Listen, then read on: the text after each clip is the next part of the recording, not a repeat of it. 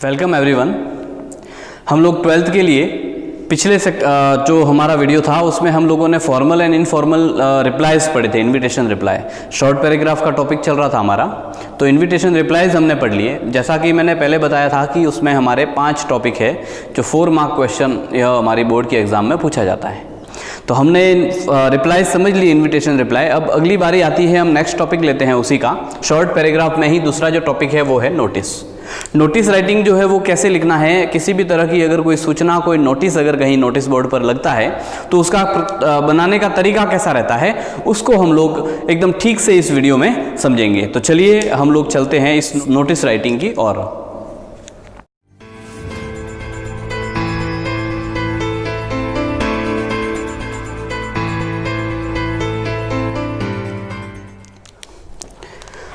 तो हमारा जो टॉपिक है वो है नोटिस राइटिंग। वैसे नोटिस का यूज़ जो है वो हम लोग हमारे कई सारे कॉलेजेज में, स्कूल्स में या कई सारे ऑफिशियल इंस्टीट्यूशंस या न्यूज़पेपर उस पर देने के लिए, यानी कम समय में अधिक से अधिक लोग जो है वो किसी सूचना को, किसी जानकारी को उन तक पहुंच जाए, तो उसका सबसे अच्छा माध्यम जो रहता है वो है नोटिस राइटिंग। यानी मान लीजिए कॉलेजेज में या स्कूल्स में स्टूडेंट्स पढ़ते हैं और हो सकता है कि उनकी असेंबली नहीं हो रही है, तो या फिर कई सारे जो है वो छुट्टियों का समय भी चल रहा है और उसके एडमिशन से रिगार्डिंग, एग्जाम फॉर्म के रिगार्डिंग अगर किसी भी तरह की सूचना चाहिए होती है तो उनको टीचर्स के चक्कर नहीं लगाने पड़े और उनको सारी जानकारी कम समय में मिल जाए, तो उसके लिए नोटिस का यूज़ किया जाता है। ऐसे ही सामान्यतः गवर्नमेंट भी ऐसे कई सारे, या हमको पर्सनली भी, या हमारा कोई स्कूल से रिलेटेड कोई एडमिशन्स ओपन हो गए हैं या किसी ऑफिशियली कोई जानकारी देनी है, तो ऐसी कोई सभी के लिए जो सूचनाएं, कोई नोटिस जो होती है, तो उसको भी हम लोग न्यूज़पेपर के माध्यम से उसमें नोटिस को छाप करके दे दिया जाता है।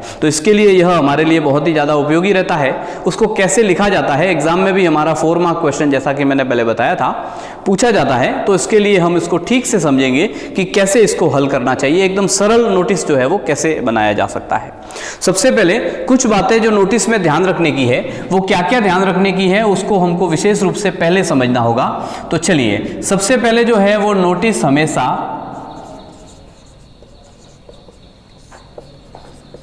बॉक्स फॉर्मेट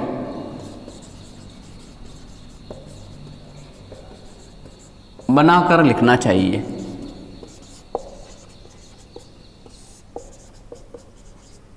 ठीक है, यानी नोटिस जब भी लिखता है तो उसका बॉक्स बनाना, फॉर्मेट हम आगे एग्जांपल में समझेंगे उसको।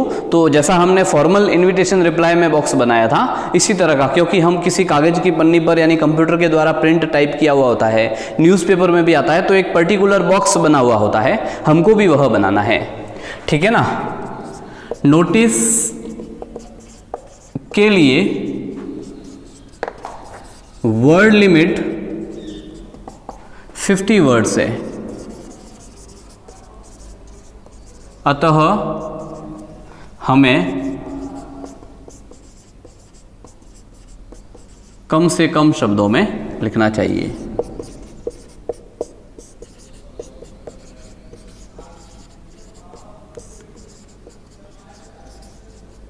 ठीक है, तो नोटिस जो है वो हमें, इसकी भी वर्ड लिमिट है, तो इसके लिए कम से कम कितने शब्दों में लिखा जा सकता है, तो 50 शब्द के अंदर, तो 50, 55, 45 इतने शब्दों में यह होना चाहिए। ठीक है, फिर कुछ चीज़ें जो है वो मैं सीधा एक नोटिस का क्वेश्चन लिखता हूं, उस नोटिस को मैं लिखते समय कुछ चीज़ें समझाऊंगा कि किन किन बातोthe का हमको ध्यान रखना चाहिए। तो चलिए मैं एक क्वेश्चन जो है वो लिखता हूं। अब यहां पर है, you are a principle of, या you are principal of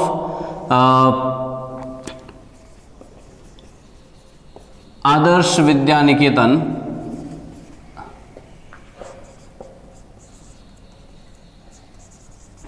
Pali.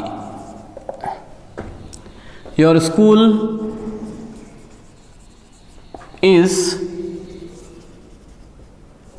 organizing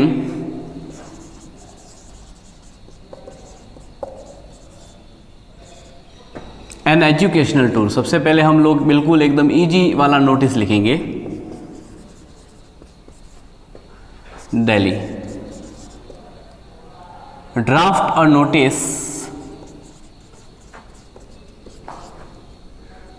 in not more than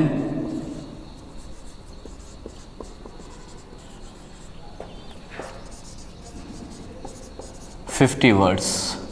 ऐसा क्वेश्चन हमारी परीक्षा में पूछा जाएगा, ठीक है ना। यानी आप एक प्रिंसिपल हो, आपको एक नोटिस निकालना है जिसमें आपकी स्कूल जो है वो एक एजुकेशनल टूर अरेंज करने जा रही है, तो उस टूर के रिगार्डिंग सारे स्टूडेंट्स को सारी सूचनाएं देना है। हो सकता है कि कई बार सूचनाएं क्या क्या देनी है उसकी जानकारी भी पेपर में दे दी जाती है, लेकिन फिर भी हम इसको ठीक से समझते हैं। सबसे पहले हम क्या करेंगे कि हम सबसे पहले एक बॉक्स बनाएंगे। तो जैसा कि मैंने अभी बताया था, बॉक्स बनाने के बाद में सबसे ऊपर जो है ना वो इंस्टीट्यूशंस का नाम आएगा।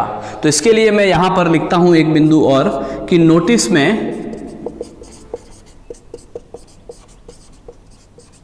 सबसे ऊपर इंस्टीट्यूशन का नाम, यानी जिस इंस्टीट्यूशन की ओर से यह नोटिस छापा जा रहा है तो उस इंस्टीट्यूशन का नाम लिखना चाहिए,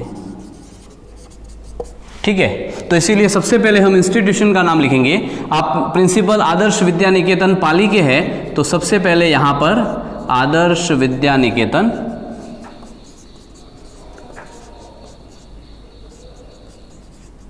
पाली। अब जैसा कि मैंने लिखा है, आप लोगों को ध्यान में आया होगा, मैंने कैपिटल में लिखा है क्योंकि सबसे ऊपर जो है वो बोल्ड अक्षरों में हाईलाइटेड राइटिंग में होना चाहिए। अब हम यहाँ पर हाईलाइटेड राइटिंग में अगर कैपिटल में लिखते हैं तो अच्छा लिख सकेंगे, तो इसके लिए हम लोगों को हाईलाइटेड राइटिंग में लिखना है, इसीलिए हम कैपिटल में लिखें, ज़्यादा ठीक रहेगा। दूसरा ये कि इसको जो है ना वो बीच में लिखना है ना, यानी मिडल अलाइन जो होता है उस मिडल अलाइनमेंट का यूज करना चाहिए। इसके लिए दोनों तरफ समान जगह रहनी चाहिए। अब हम चाहे तो इस हेडिंग को हम एक ही लाइन में लिख सकते हैं, दोनों तरफ से यहाँ से शुरू करते तो पाली भी यहाँ आ जाता, कोई दिक्कत नहीं है। अगर मान लीजिए कि हमारा अलाइनमेंट जो है वो दिक्कत कर रहा है, यानी दोनों के बीच में लाने के लिए हमको कुछ वर्डिंग सेकंड लाइन में लिखनी होगी, तो सेकंड लाइन में लिखिए, कोई दिक्कत नहीं, लेकिन होना चाहिए हमारा अलाइनमेंट सेट होना चाहिए। यानी जैसा कि देखिए मैंने आदर्श विद्या निकेतन यहाँ लिखा, मुझे पाली लिखना था, मैं यहाँ लिखता तो ठीक नहीं, बीच में लिखना पड़ेगा, यानी दोनों तरफ का जो स्पेस है वो समान होना चाहिए, यह हमको ध्यान करना, ठीक है। तो सबसे ऊपर हम लोगों को इंस्टीट्यूशन का नाम लिखना, उसके बाद में हम सेकेंड जो है वो लिखेंगे नोटिस, यानी ये जो नोटिस हेडिंग है ना ये यहाँ लिखी जाएगी और नीचे अंडरलाइन आएगा। अब ये भी कैपिटल में लिखना है क्योंकि हाईलाइटेड होनी चाहिए, तो इसीलिए हमने लिखा नोटिस, ठीक है। ये भी बीच में होना चाहिए, दोनों तरफ की अलाइनमेंट बराबर होनी चाहिए, यह हमको ध्यान करना चाहिए। अब उसके बाद में हमको लिखना है डेट, और डेट कौन सी लिखनी, किस दिन नोटिस छपा है। यानी मान लीजिए हमारा एजुकेशनल टूर जो है वो दिवाली वेकेशन में जा रहा है, अक्टूबर में जाने वाला है, नवंबर में जाने वाला है, लेकिन हम सूचना तो एक महीने पहले तो निकालेंगे ना, तो इसके लिए वो जो है वो सितंबर की डेट होनी चाहिए, है ना। अगर मान लीजिए हमारा विंटर वेकेशन में जाने वाला है तो वो डेट अक्टूबर नवंबर की होनी चाहिए, यानी जिस दिन नोटिस हमने लिखा है उस दिन की डेट, उससे यह पता चलता है कि यह नोटिस कब का है ना। तो इसके लिए हम लोगों ने सबसे पहले डेट लिखनी है। हम एजुकेशनल टूर दिवाली वेकेशन में जाने के लिए लिखेंगे, इसलिए मैं डेट सितंबर की लिख देता हूँ, 17 सितंबर 2020। अब यह जो डेट है ना इसके नीचे भी मैंने अंडरलाइन कर दी। अब यह डेट जो है वो हमको नोटिस के ठीक नीचे वाली लाइन में लिखना है, और हम इस कोने पर लिखें या उस कोने पर लिखें, किसी दोनों में से किसी भी तरफ लिख सकते हैं, यहाँ लिखेंगे तो ज़्यादा ठीक रहेगा। तो इसके जस्ट नीचे वाली लाइन में हम लोग ये लिखेंगे। अब उसके बाद में हमको लिखना है नोटिस का हेडिंग, यानी किसके रिगार्डिंग है हमारा नोटिस, है ना, वो हम उसके बाद में लिखेंगे। तो उसके लिए मैं सबसे पहले लिखता हूँ हमारा जो हेडिंग है वो हेडिंग तो एक ही है, जैसा हम यहाँ पर देख रहे हैं कि हमारा जो हेडिंग रहने वाला है वो रहने वाला है एन एजुकेशनल टूर।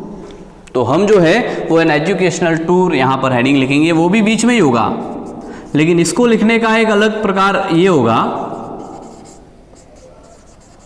ये यानी इसके नीचे भी अंडरलाइन, ये भी बीच में ही होगा, एकदम मिडिल अलाइनमेंट होगा। लेकिन देखिए आप ध्यान कर रहे होंगे इसमें मैंने सारा कैपिटल नहीं लिखा है।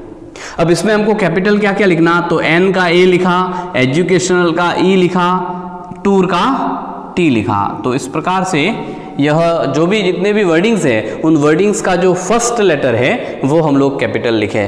तो इस तरह से हमारा यह हेडिंग वाला सेक्शन पूरा होता है। उसके बाद में हम क्या करेंगे, हम इस नोटिस को लिखना शुरू करेंगे। अब नोटिस जब लिखना शुरू करेंगे तो अब इसमें मिडिल अलाइनमेंट नहीं होगा, नॉर्मल राइटिंग जिस प्रकार से हम लिखते हैं वैसे ही होगा। अब इसमें सभी बच्चों को सूचित किया जाता है, तो हम लिखते हैं all the students are hereby informed that, आप लोग जो फिक्स राइटिंग है उसको ध्यान में करना, इसको याद भी कर सकते हैं। सभी प्रकार के लेटर्स में या अपने नोटिस राइटिंग में हम लोग इसका यूज करेंगे। तो all the students are hereby informed. अब मान लीजिए ये सभी बच्चों के लिए है, इसलिए मान लीजिए कोई बोर्ड के फॉर्म फिलअप करने हैं और उसके लिए कोई नोटिस लिखना है, तो हम क्या करेंगे, all the student of class 10th and 12th are hereby informed. मान लीजिए कोई सूचना जो है वो केवल 11th क्लास स्टूडेंट्स के लिए है, तो all the students of class 11th, है ना, तो हम ऐसा लिखेंगे। यहां पर सभी के लिए है, तो all the students are hereby informed that.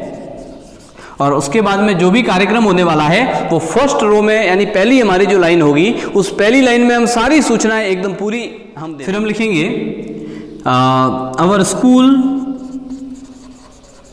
Is going to organise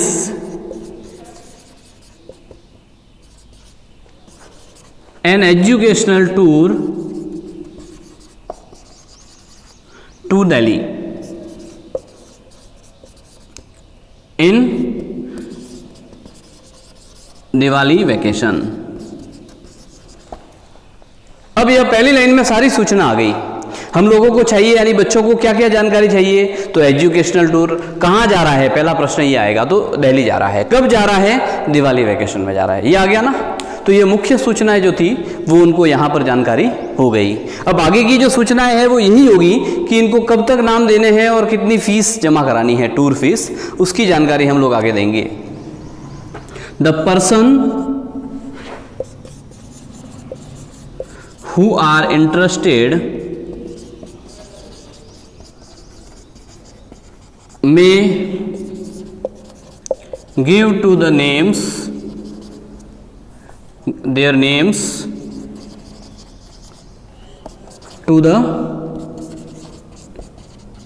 to their class teacher